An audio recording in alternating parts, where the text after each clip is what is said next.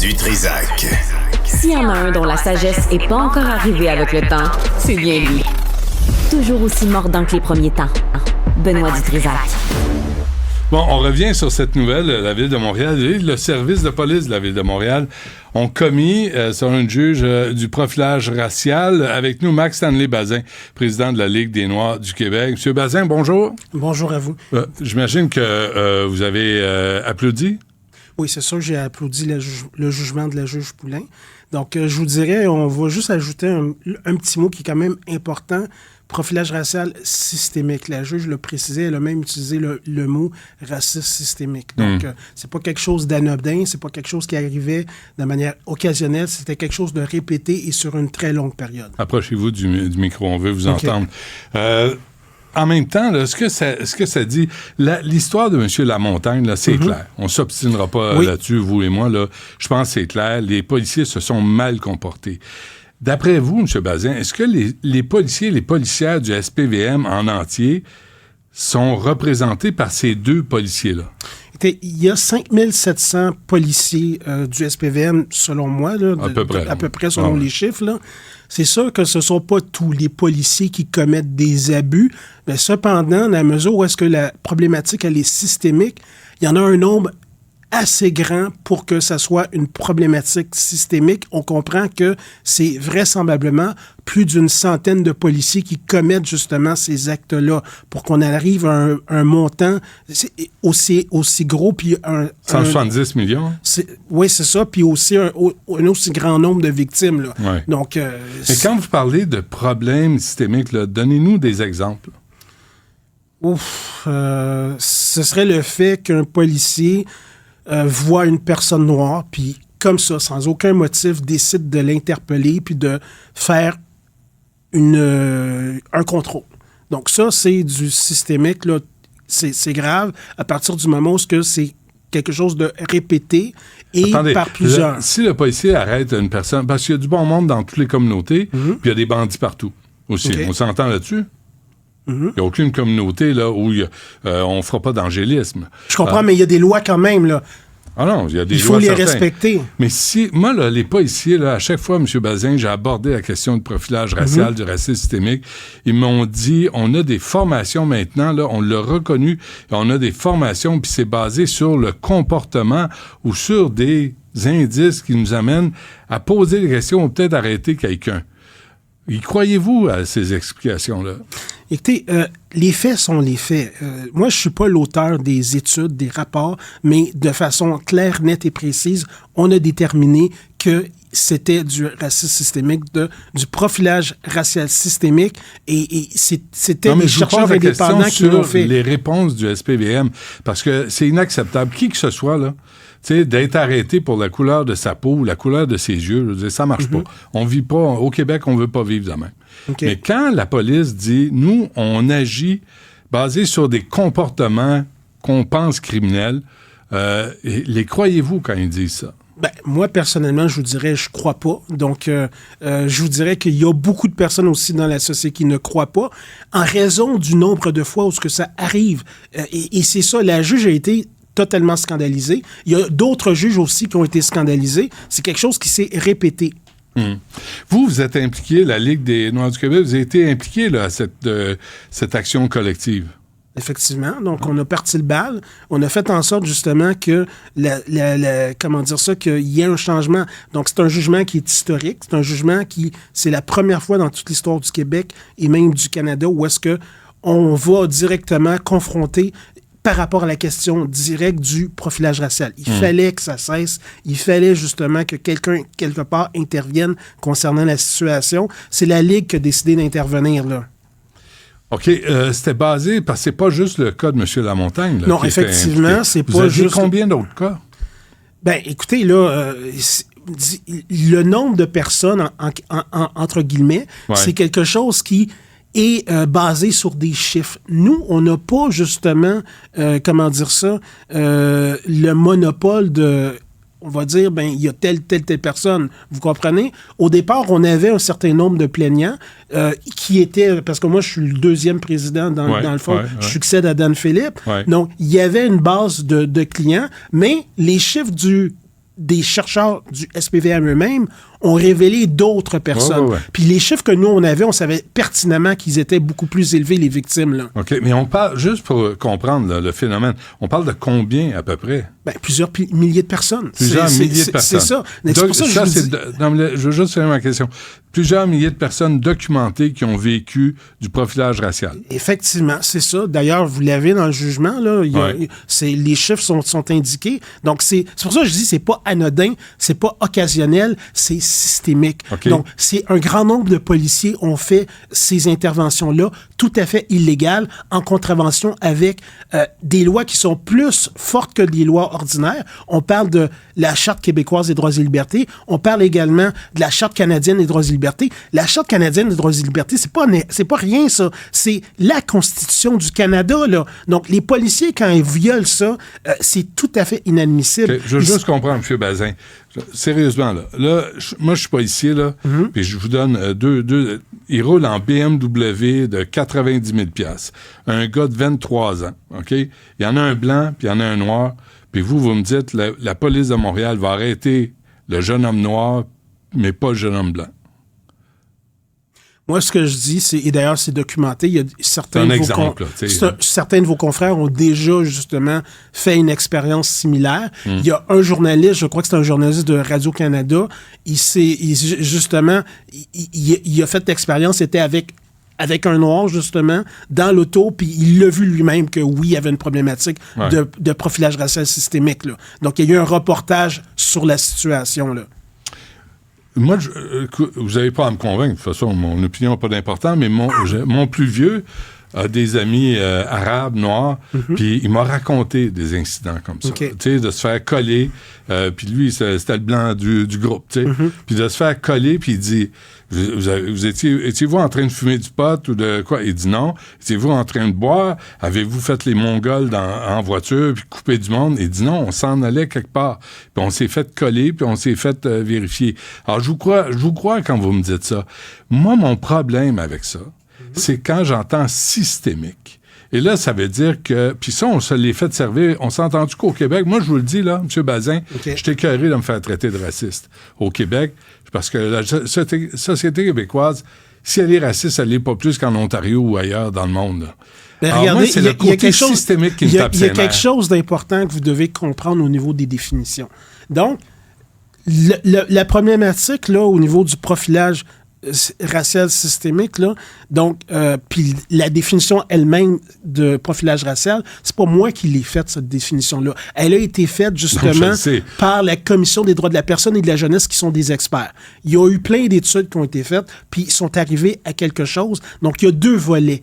Donc, il y a un volet conscient, il y a un volet qui est inconscient. Mais, grosso modo, on parle toujours de la même chose, il y a une décision qui est faite, puis la décision, à la base, est faite sur des critères illégaux, comme étant l'apparence, entre autres. Donc, une personne noire, ben c'est facile à voir. Une personne arabe aussi, puis une personne chinoise aussi, ou japonaise, Latino, ou autochtone. Ouais. Donc, à partir de ce moment-là, quand vous avez un comportement qui est illégal, contraire aux normes, ben écoutez, là, on peut pas accepter ça dans notre société, là. C'est inadmissible, parce que, regardez, la Constitution doit être respectée. Et quand les policiers font en sorte de ne pas la respecter, ils se hissent au-dessus du législateur, au-dessus de toutes les personnes, au-dessus des juges.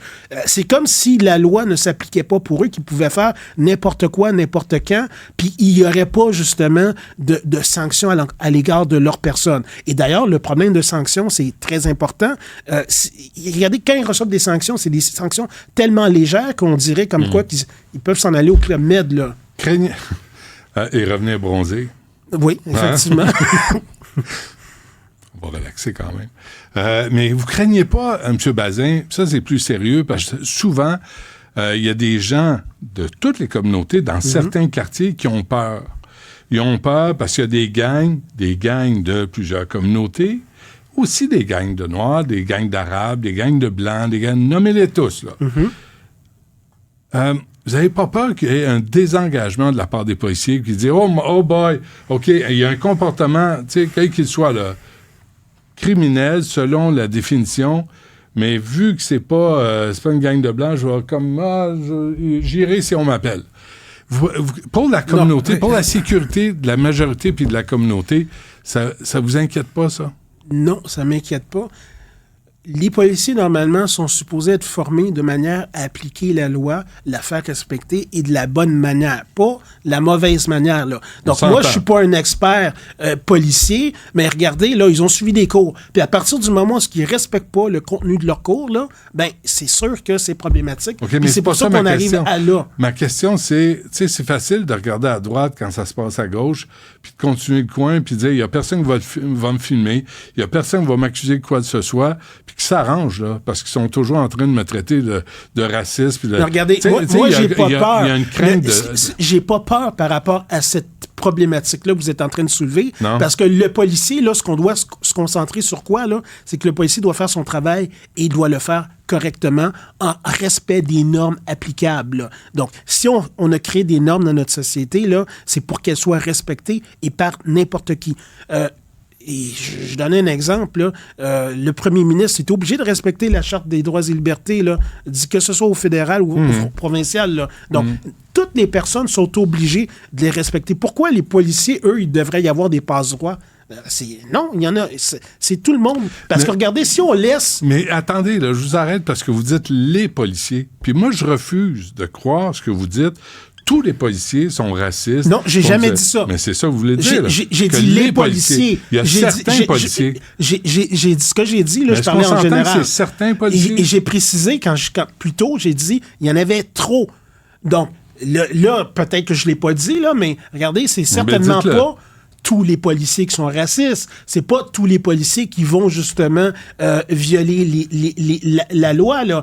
Ils vont... Donc ce n'est pas systémique. Non, c'est qu'il y a un trop grand nombre. C'est ça que j'ai essayé de l'expliquer, là. Il y a un trop grand nombre de policiers qui, régulièrement... Un nombre minoritaire. Font ces contraventions-là à la loi. Okay. Parce que regardez, là, sinon, il n'y aurait pas un aussi grand nombre de victimes, puis ce serait pas... On n'aurait pas cette problématique-là.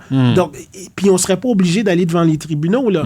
Donc, puis c'est ça, là. Ils regardent... Et d'ailleurs, là, je pourrais soulever un autre aspect que vous avez peut-être probablement pas conscience, c'est le fait que non seulement les droits des minorités sont violés, mais en plus, ça peut affecter la majorité. Imaginez-vous que la personne sur laquelle ils interviennent, c'est un médecin qui doit faire une opération. Pensez-vous que votre opération sera faite? La réponse est non. Vous pouvez vous-même être victime indirectement. Ou encore, pour donner un autre exemple, là, ça, c'était arrivé dans les médias. Donc, c'est comment dire ça? C'était quelqu'un qui devait, justement, qui faisait partie, justement, des livreurs de médicaments, etc., etc. Puis les policiers sont intervenus sur sa personne, puis il n'y avait même pas les menottes. Il pensait qu'il avait volé son propre véhicule.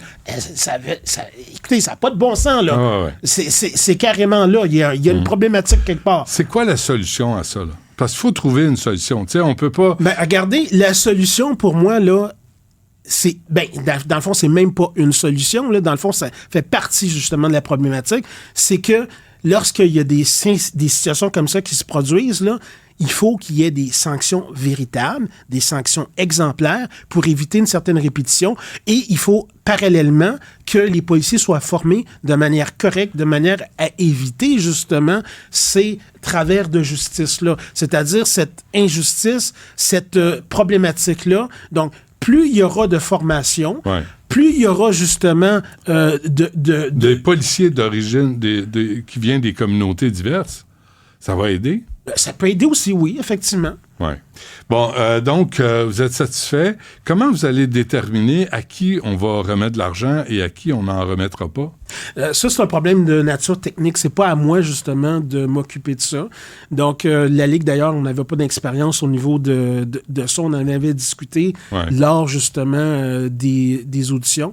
Donc, ça va être vraisemblablement un expert comptable indépendant et en collaboration avec une preuve, les avocats. J'ai vécu du profilage racial, voici la preuve. Ben, j'ai pas de détails particuliers avec ça. Ça va être l'avocat Mike Papadiamandé. Donc, au niveau du processus, là, c'est pas à moi qui va gérer ça, ni la Ligue. Je reviens à ce que vous disiez avant qu'on se quitte, M. Bazin. Là.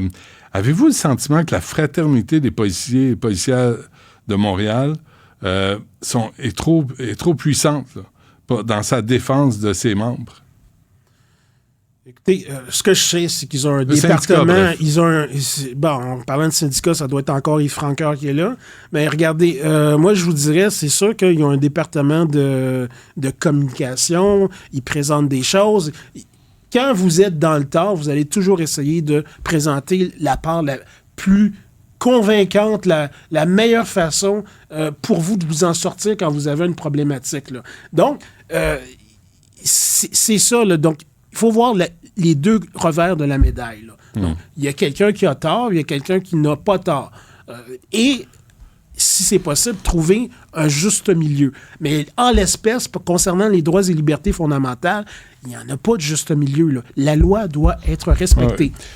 Puis, dernière affaire, là, souvent, on parle des policiers qui vont dans la communauté, qui vont jouer au basketball avec les jeunes, là, qui essaient de créer des liens. Et effectivement, d'ailleurs, le chef de police, Fadi Daguerre, c'est justement souligné que lui-même avait déjà fait certains actes positifs dans ce sens-là et qu'il encourageait certains de ses collègues à faire de même. Donc, il y a comme un virage qui est entrepris. Ben, j'ai jamais dit que les policiers faisaient rien, là. Ce que je l'ai précisé, c'est qu'il y a un trop grand nombre de policiers qui font des actes mauvais, répréhensibles par rapport à la loi, mais il y aura toujours des policiers qui vont se comporter de manière correcte, c'est-à-dire en conformité avec les lois applicables au Québec et au Canada. Ça, c'est une réalité. Max Stanley Bazin, président de la Ligue des Noirs du Québec. Merci. OK, parfait. À la prochaine. Merci.